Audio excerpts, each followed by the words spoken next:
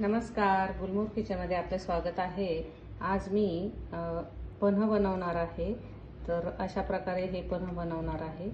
तर चला मग आता पन्ह हे कशा प्रकारे मी बनवणार आहे ते आपण बघूयात।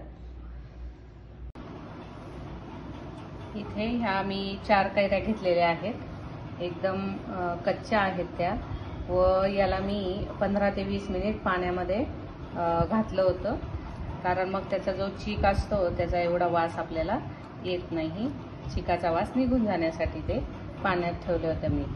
आणि आता याचे जे देठ आहे ते आपल्याला काढून घ्यायचे आहे। हे पहा, या प्रकारे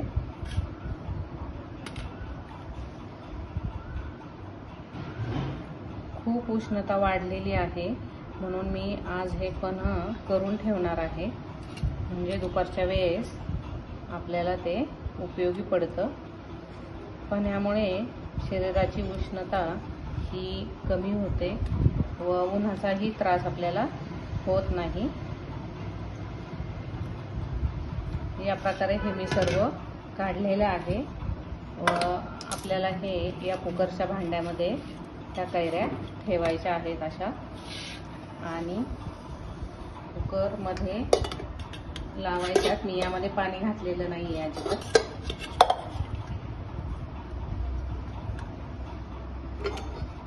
त्यासाठी मी इथे थोडेसे जिरे घेतले आहेत आणि ते आता आपल्याला भाजून घ्यायचे आहेत। हे जिरे मी मिक्सरवर बारीक करून घेणार आहे। हे पहा, अशा प्रकारे आता हे वाटीमध्ये काढत आहे मी।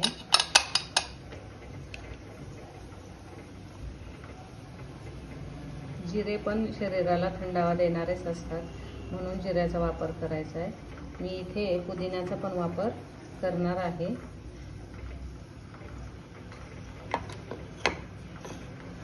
हे पुदिन्याची पानं आहेत, मी एवढे घेतलेले आहेत। स्वच्छ धुवून आपल्याला या मिक्सरमध्ये घालायचे आहेत व बारीक पेस्ट त्याची करून घ्यायची आहे।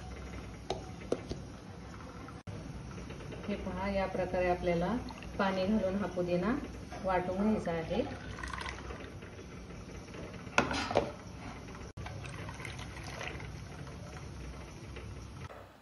कुकर आता थंड झालेला आहे। हे पहा, एकदम छान शिजलेले आहेत कैऱ्या। हे पाहू शकता तुम्ही। आता याचा गर आपल्याला काढून घ्यायचा आहे या बाउलमध्ये। याचे साल असे निघतात, हे काढून घ्यायचे आहेत। थोडेसे गरम आहेत, थोडं थंड होऊ देते।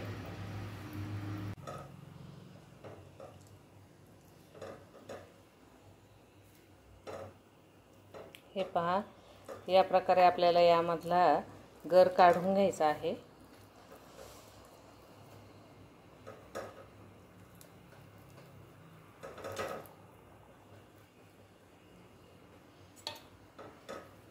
खूप छान रंग आलेला आहे।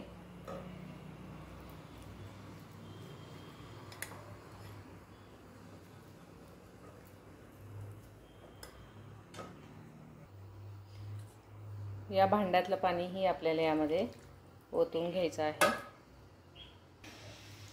हा गर आता आपल्याला एका मोठ्या पातेल्यामध्ये काढून घ्यायचा आहे। आता हे सर्व आपल्याला रवीने हलवून घ्यायचं आहे, मिक्स करून घ्यायचं आहे।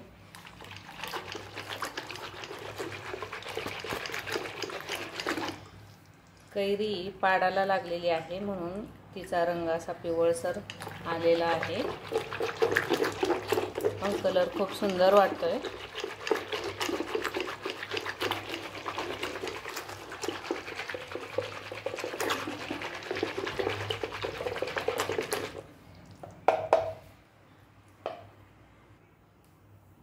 आता हे सर्व मी या चाळणीमध्ये गाळून घेणार आहे।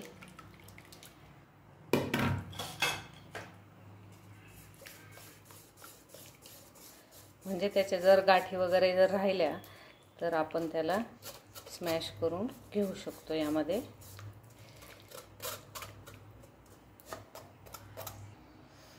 आता हे आपल्याला मिक्सरच्या भांड्यामध्ये करून घ्यायचं आहे बारीक, म्हणजे वायाला जाणार नाही।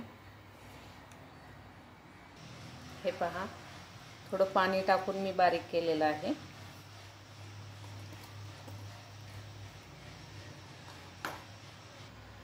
ज्या वेळेस सरबत आपल्याला करायचं असेल त्यावेळेस जर लिंबू घरात नसेल आणि कैरी जर असेल घरात तर त्यावेळेस कैरीचा अशा प्रकारे तुम्ही उपयोग करू शकता।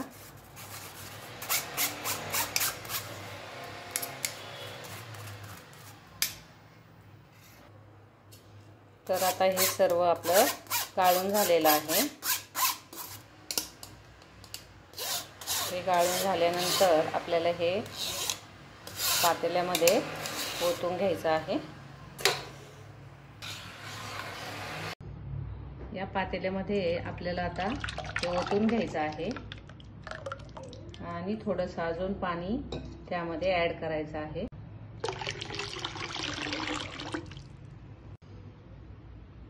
एक वाटी साखर मी इथे घालणार आहे। हे जवळजवळ आपलं 2 लिटर पन्हा आहे। आता हे सर्व मिक्स करायचं आहे। साधं मीठ पण आपल्याला चिमूटभर टाकायचं आहे। 4 कैऱ्यांपासून आपल्याला 2 लिटर पन्हा हे बनवता येतं। हे पहा, खूप सुंदर झालेलं आहे।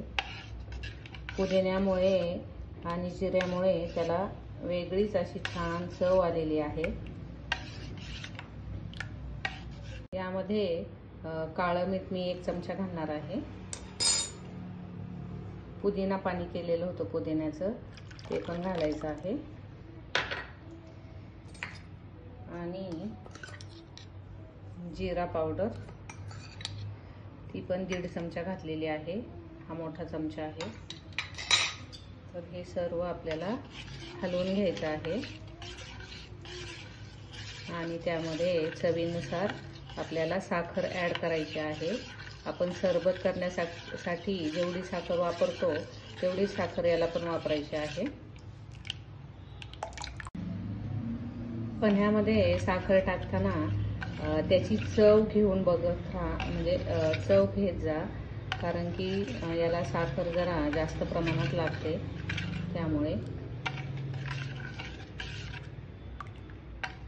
हे पन्हं मी या जारमध्ये भरून ठेवणार आहे व फ्रीजमध्ये ठेवून देणार आहे। हा व्हिडिओ तुम्हाला जर आवडला असेल तर लाईक, शेअर आणि कमेंट करायला विसरू नका। 7 ते 8 दिवस हे पन्हं सहज टिकतं।